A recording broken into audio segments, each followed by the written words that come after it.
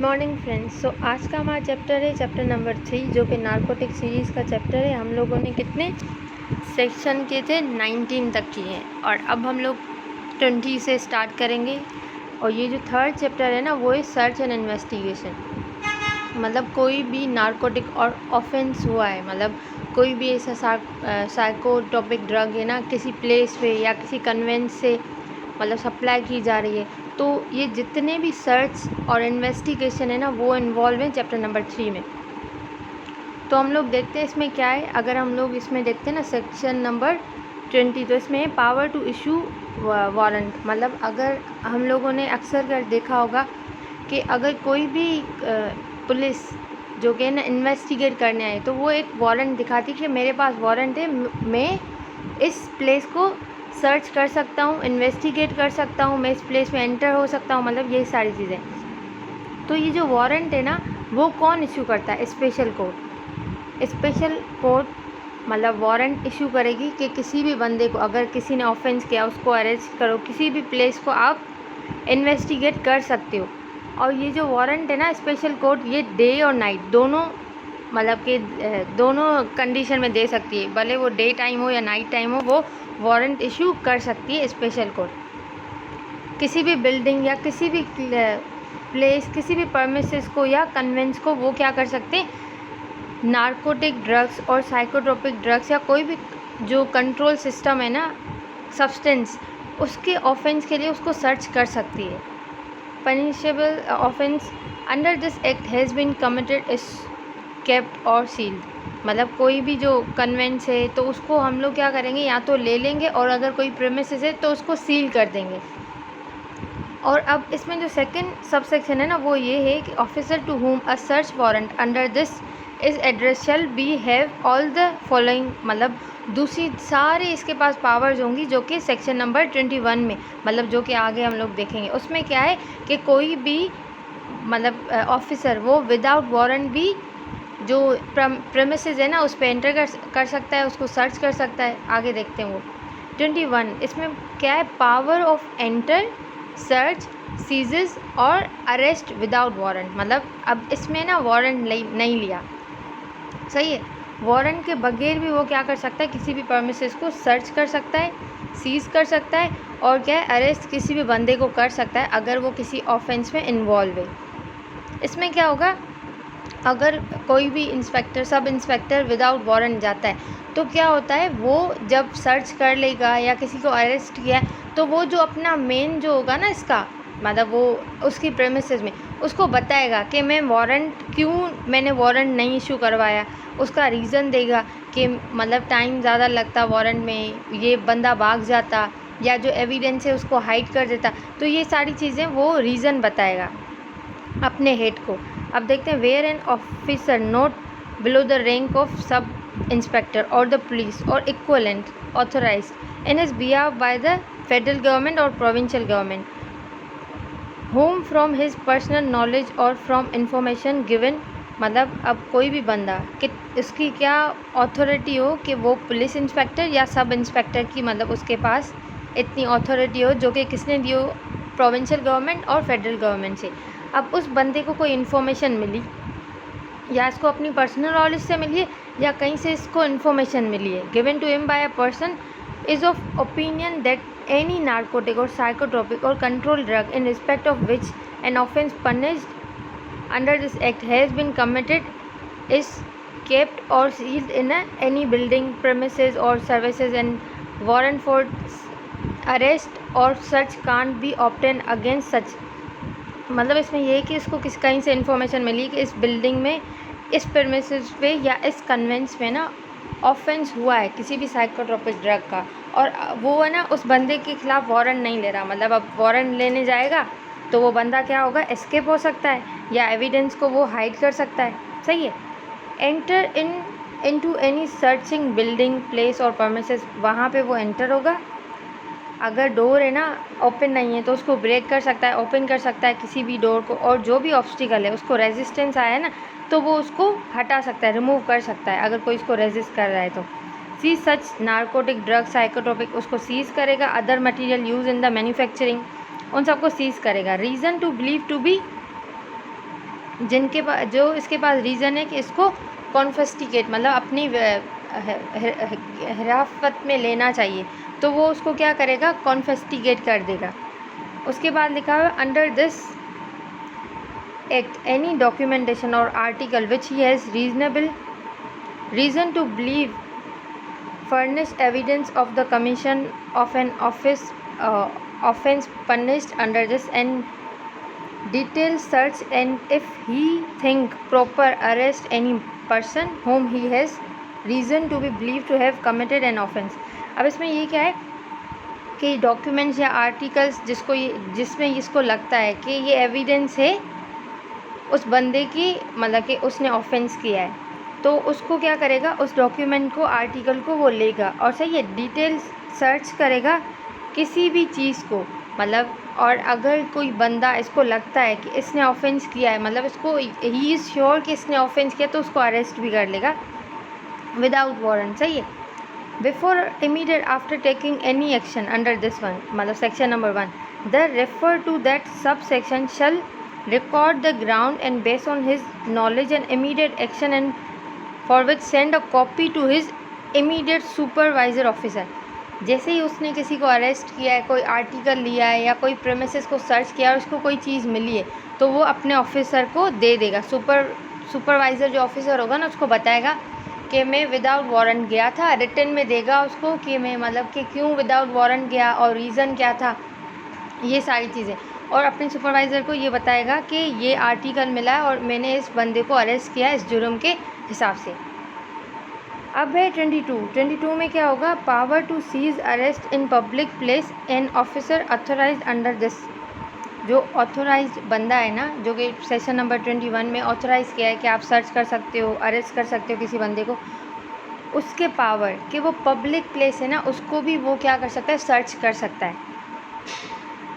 सीजेज any public place और transit any, मतलब कि जहाँ पे ट्रांसमिट हो रहा है क्या, कोई भी नार्कोटिक, साइकोट्रोपिक और control substance in respect of which he has reason to believe that offence, मतलब यहाँ पे ये ऑफेंस हुआ है, इसको बिलीव है, तो उसको सीज कर सकता है। Has been committed along with such substances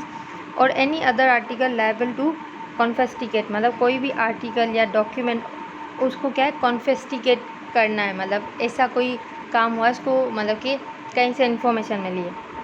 which he has believe में फर्निश एविडेंस, मतलब कि ये एविडेंस छुप सकते हैं, of the commission of an office punish detail search any person, किसी भी बंदे को वो सर्च कर सकता है पब्लिक प्लेस में, whom he reason to believe to have committed an offence, मतलब जिससे इसको यकीन है कि इसने कोई ऑफेंस किया है रिगार्डिंग द नार्कोटिक, साइकोट्रोपिक और control substances. In his position, मतलब या तो इसके पास पजेज है, मतलब वो पजेस करता है ऐसे आर्टिकल को, and such position appears to him to be unlawful, मतलब ये जो पोजीशन है ना वो अनलॉफुल है, इसको पजेस नहीं करना चाहिए। मतलब फॉर सपोज पब्लिक प्लेस में कोई ऐसा आर्टिकल लेके उसकी जेब में पड़ा है, सही है, तो ऑब्वियसली उसी का होगा, तो अगर उसको बिलीव है कि इस बंदे के पास है, तो उस बंदे को सर्च करेगा, देखेगा, अगर उसके पास आर्टिकल निकला तो उसको अरेस्ट भी करेगा। For the purpose of this session the expression public place include any public conveyance hotel, मतलब इसमें जो लिखा हुआ है ना पब्लिक प्लेस, तो कोई भी होटल हो सकती है, कोई शॉप हो सकती है, या कोई भी कन्वेंस हो सकती है जिसमें मतलब कि पब्लिक जो है ना ट्रैवल करती है। अब क्या है 23 में क्या होगा, power to stop and search conveyance, मतलब वहाँ पे पब्लिक प्लेस का था, यहाँ पे मतलब कि एक कन्वेंस का बताया गया कि अगर कन्वेंस में अगर आपको बिलीव है कि यहाँ पे कोई ऑफेंस हुआ है, मतलब कोई भी साइकोट्रोपिक, नार्कोटिक ड्रग वो है ना सप्लाई हो रही है, ट्रांसपोर्ट हो रही है थ्रू दिस कन्वेंस, अगर आपको मतलब किसी ने इन्फॉर्मेशन दी है एंड यू बिलीव कि यहाँ पे है, तो आप उस कन्वेंस को रोक सकते हैं, भले वो एयरक्राफ्ट हो, मतलब बाय लैंड हो रहा हो, मतलब उसको लैंड करवाओगे। अगर आपको है कि इस एरोप्लेन में वो आर्टिकल रखा गया है, तो उसको क्या करवाओगे, आप पहले लैंड करवाओगे, सही है। एंड सर्च द कन्वेंस और एनी पार्ट, मतलब जो कन्वेंस है उसको सर्च करोगे, उसके किसी भी पार्ट को सर्च करोगे। Examine and search any good on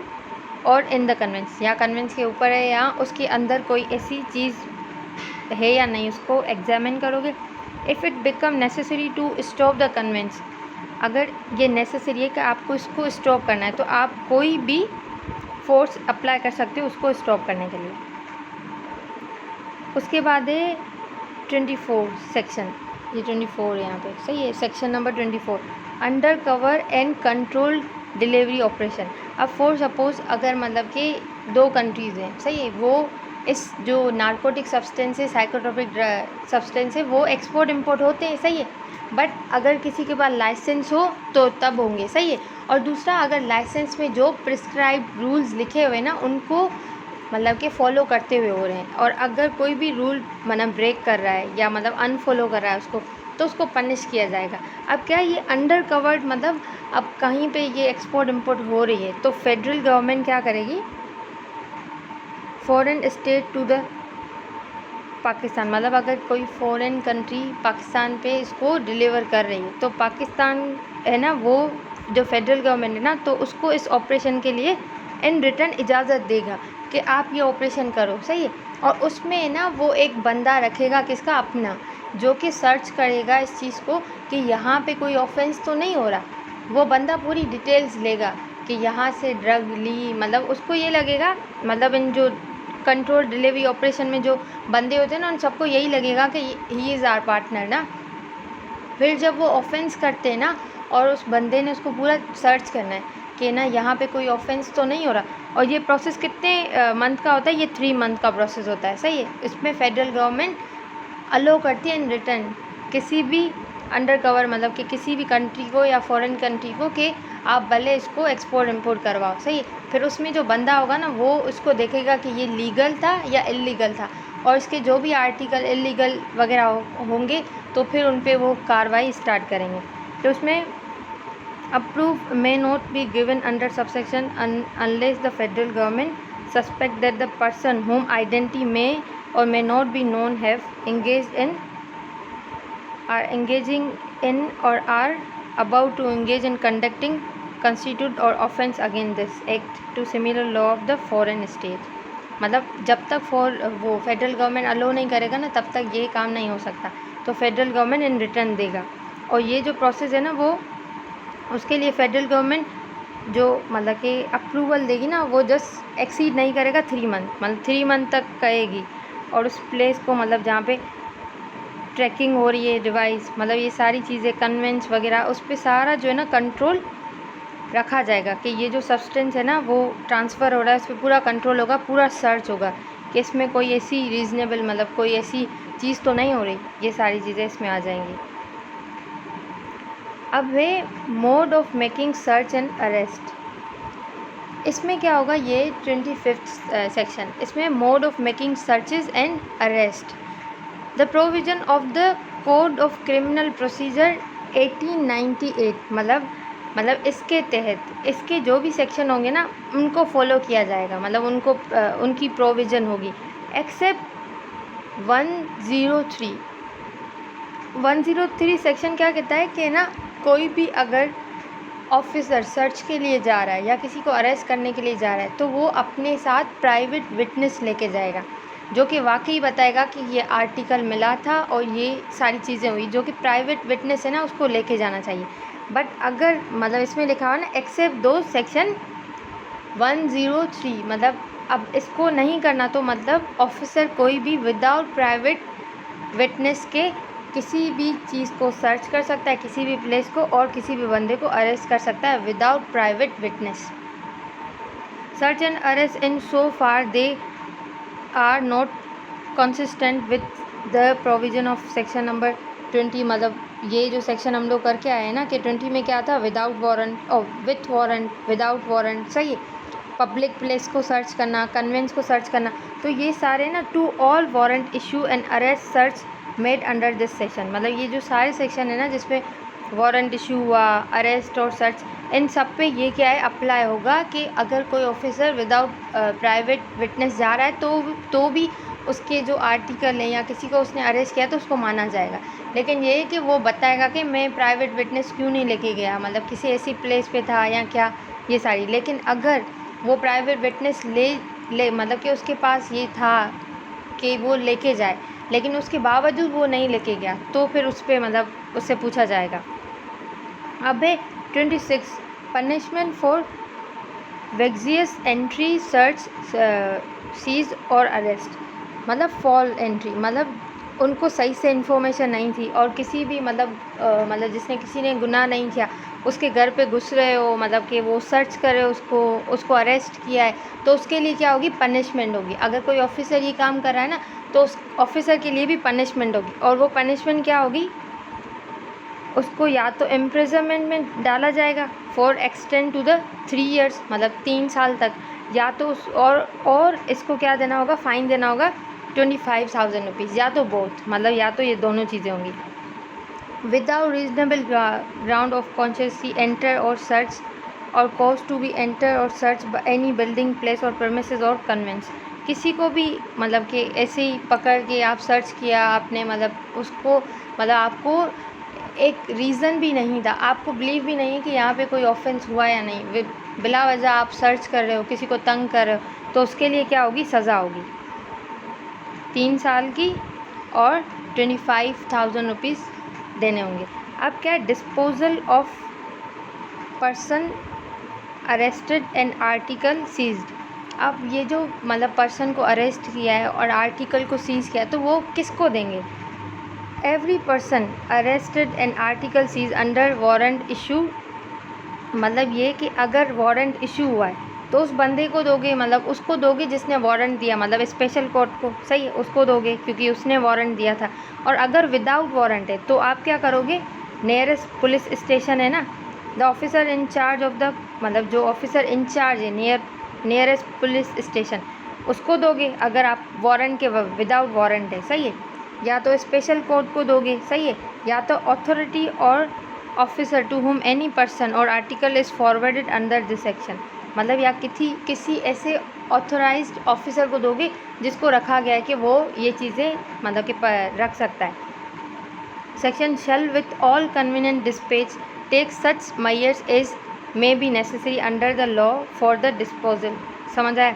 अब इसमें क्या है, एवरी पर्सन अरेस्ट और article seize under a warrant issue under section 20 shall be forwarded without delay to the authority by whom the warrant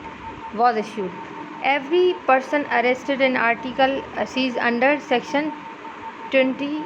और 21 shall be forwarded without delay to the, इन सबको आप forward कर सकते हो। अब है 28 में क्या है, power to invest officer of law enforcement agency with the power of the officer. मतलब इसमें क्या है, किसी भी ऑफिसर को आप पावर्स दे रहे हो, मतलब लॉ इन्फोर्समेंट एजेंसी को ऑफिसर की पावर्स दे रहे हो, तो क्या होगी, charge of police station the federal government में इन्वेस्ट एनी ऑफिसर और लॉ इन्वेस्टमेंट एजेंसी और any other officer with in their respect with the power of officer in charge of the police station for the investigation of the offence under this act।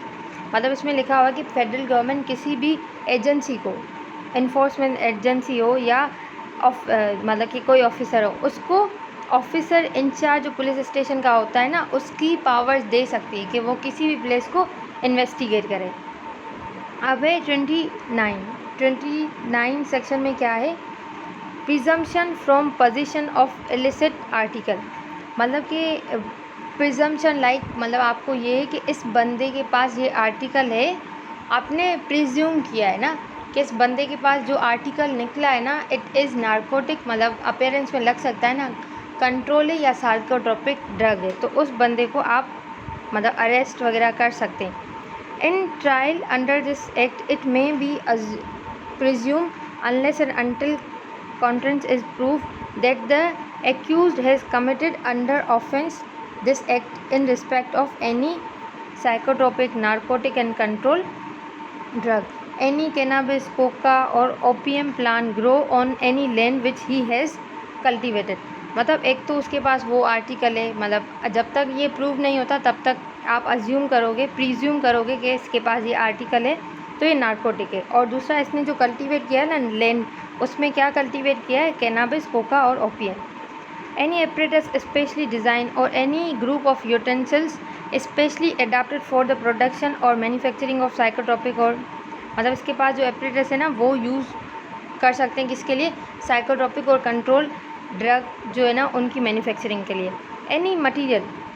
Which is under go process toward production, या तो वो मतलब उससे produce किया गया या manufacture किया गया क्या साइकोट्रोपिक या नार्कोटिक ड्रग, और residue left of the material from which a narcotic psychotropic drug has been produce और मैन्युफैक्चर, या वहाँ पे ये रेजिड्यूज़ मिले हैं कुछ जो कि बिलीव है कि इससे नार्कोटिक जो सब्सटेंस है ना वो एक्सट्रैक्ट किए गए या लिए गए,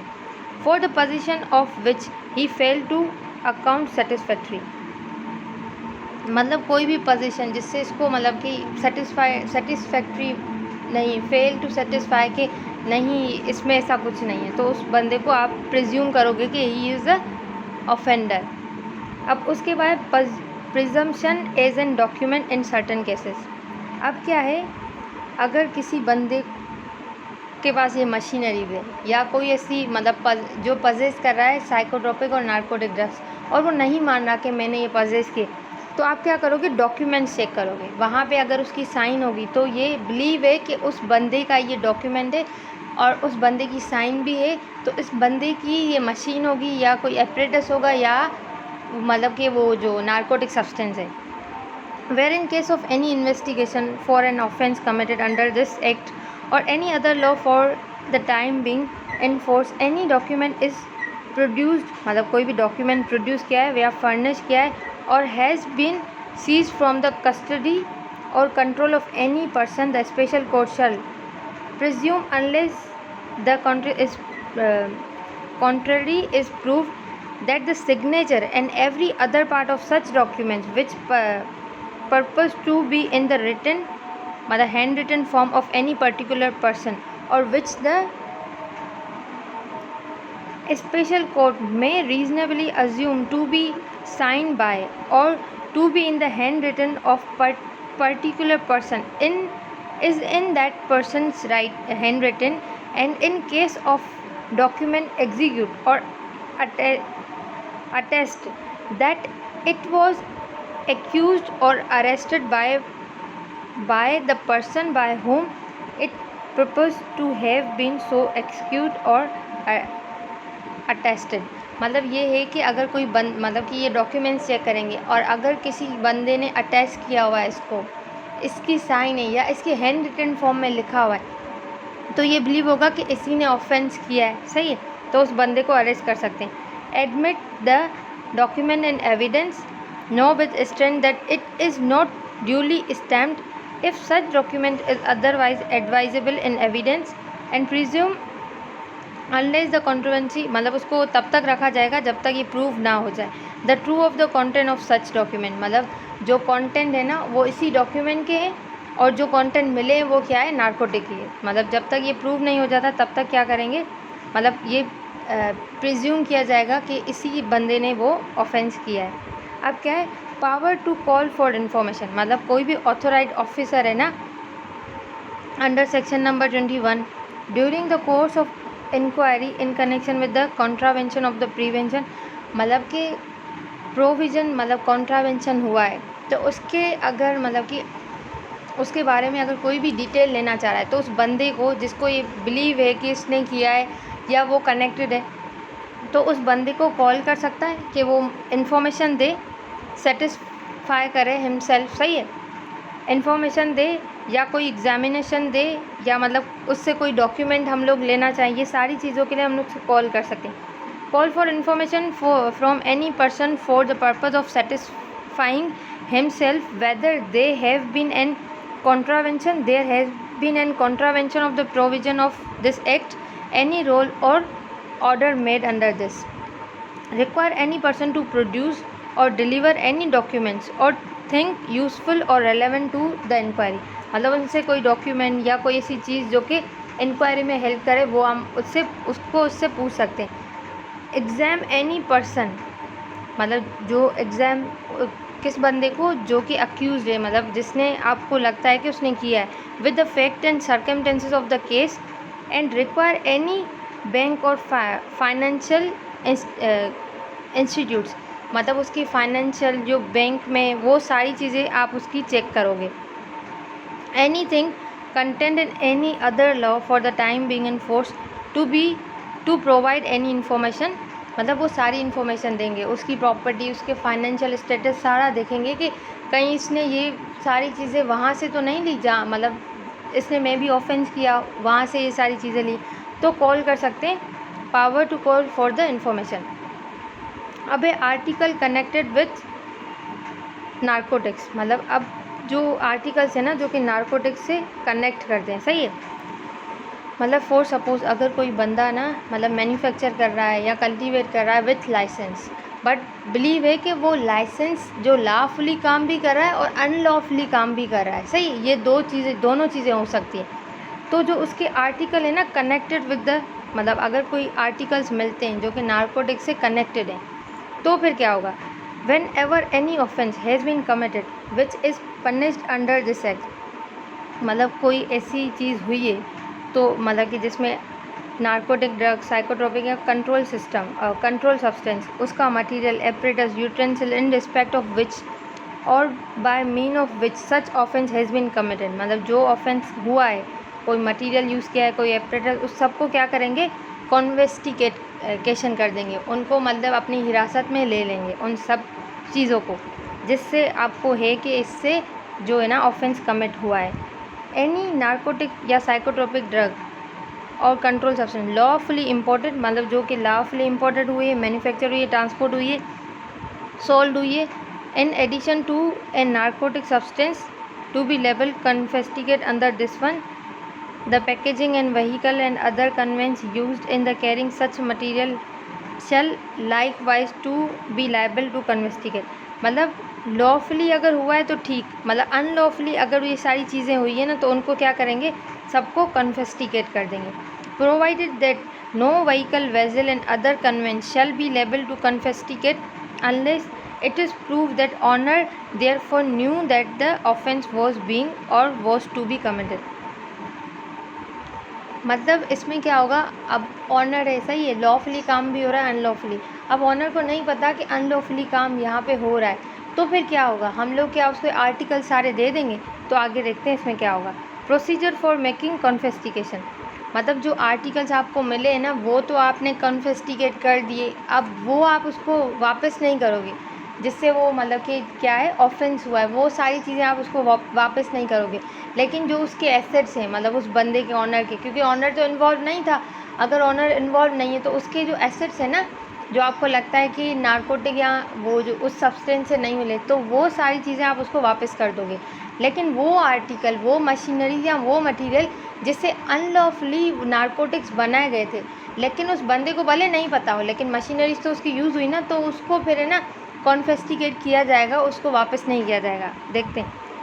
इन the trial of offence under this whether the accused is convinced or accused, the special court shall decide whether an article frozen or seized in connection with such offence is liable to confiscate, मतलब कि उसको confiscate करना है। Where any article seize under this appear to be liable to confiscate under 32, मतलब जो हम लोगों ने पीछे देखा। But the person who committed the offence in connection there with is not known, मतलब जो मतलब कि वो इन्वॉल्व नहीं था, उसे नहीं पता था ये सारी चीज़ें हो रही, can't be found, the special court man inquire into और decide such liability and may order confiscation accordingly, provided the further if any such article and other than a narcotic substance or control is liable to speedily necessary delay, or if the special court is of opinion that its sale would be for the beneficial of its owner, he may at any time direct to be sold, and provision of this subsection shall as near as may be practicable apply to the net proceed of the sale any person who is not convict under, मतलब अगर वो बंदा involve है तो उसकी सारी चीज़ें कन्फेस्टिकेट की जाएंगी, वापस नहीं मिलेंगी, लेकिन अगर वो बंदा any person who is not convicted under this act and claim any right to property, मतलब वो उसने नहीं, वो इस ऑफेंस में नहीं इन्वॉल्व था, तो वो क्लेम करेगा ना मेरी प्रॉपर्टी तो दो मुझे, which has been confiscate under this मतलब section sub section 2 within 30 days apply to a मतलब उसने क्या किया within 30 days special court को अप्लाई किया for the setting inside the order of confiscation provided that the period of 30 days may be extended for further confiscation be deemed appropriate by this one in a relevant of the said person not having knowledge of the मतलब उसके पास knowledge नहीं थी कन्फेस्टिकेशन मतलब कि ये सारी चीज़ें offence हो रहा है A narcotic substance and psychotropic substance seized under this shall be disposed the criminal procedure मतलब अब क्या है यहाँ पे जो क्रिमिनल प्रोसीजर है ना 1898 वो यूज़ होगा और क्या होगा कि ना जो मतलब कि अगर बंदा इन्वॉल्व नहीं था उसके आर्टिकल जो कन्फिस्टिकेट किए वो वापस नहीं मिलेंगे लेकिन ये है कि उसकी जो प्रॉपर्टी है खुद की बंदे की उसको फिर आप वापस कर सकते हो जिसको आपने फ्रीज़ किया हुआ है। अब क्या है federal narcotic testing laboratory federal narcotic testing laboratory क्या है फेडरल गवर्नमेंट एक नारकोटिक टेस्टिंग लेबॉर्ट्री बनाएगी जहाँ पे ये सारे जो नारकोटिक सब्सटेंस है ना उनके टेस्ट होंगे रिसर्च होगी इन पे सही है। अगर कहीं से आपने ना सब्सटेंस लाए और आपको ये नहीं पता कि ये नारकोटिक है या नहीं तो आप इस लेबॉर्ट्री में भेजोगे तो वहाँ पे टेस्टिंग होगी कि हाँ ये नारकोटिक है या नहीं सही है। द प्रोविंशियल गवर्नमेंट में where is dam appropriate setup provincial narcotic testing federal government federal बनाएगी और प्रोविंशियल गवर्नमेंट प्रोविंशियल नारकोटिक बनाएगी मतलब वो लेबॉर्ट्री। अब गवर्नमेंट एनालिस्ट मतलब गवर्नमेंट एनालिस्ट कौन होगा जो कि उस फैक्ट्री में काम मतलब वो लेबॉर्ट्री में काम करेगा और जो भी सब्सटेंसेस उसको मिले मतलब किसी बंदे ने दिए मतलब कहीं से मिले तो उनको वो टेस्ट करेगा कि ये नारकोटिक है या नहीं। The federal government or provincial government में by notification official gazette person को अपॉइंट करेगा एज अ जिसके पास क्वालिफिकेशन हो as a federal government analyst or a provincial government analyst for such area and in respect of such narcotic drugs psychotropic drugs to be मतलब कि उसको क्या करेंगे नोटिफिकेशन में लिखा गया बताया जाएगा कि इस बंदे को हम लोगों ने as a government analyst appoint किया है।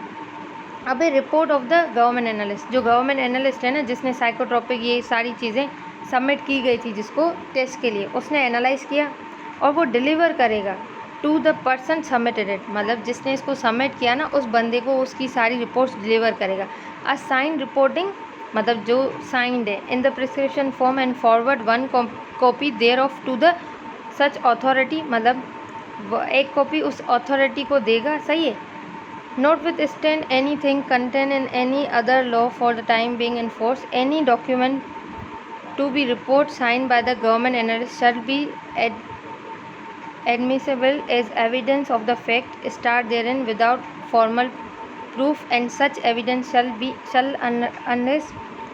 मतलब जो गवर्नमेंट एनालिस्ट ने जो मतलब कि दी है ना रिपोर्ट उसको कंसीडर किया जाएगा जब तक वहाँ कोई और दूसरी फोर्स वगैरह नहीं तो गवर्नमेंट एनालिस्ट की जो साइन की हुई रिपोर्ट है ना वो मतलब वो क्या करेंगे उसको कंसीडर करेंगे कि आया इसने ये नारकोटिक था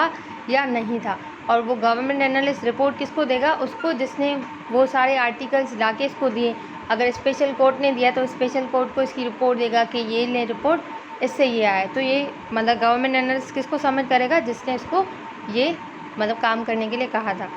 तो आज के लिए इतना ही चैप्टर 3 कंप्लीट हो गया है। आई होप आपको वीडियो अच्छी लगी होगी।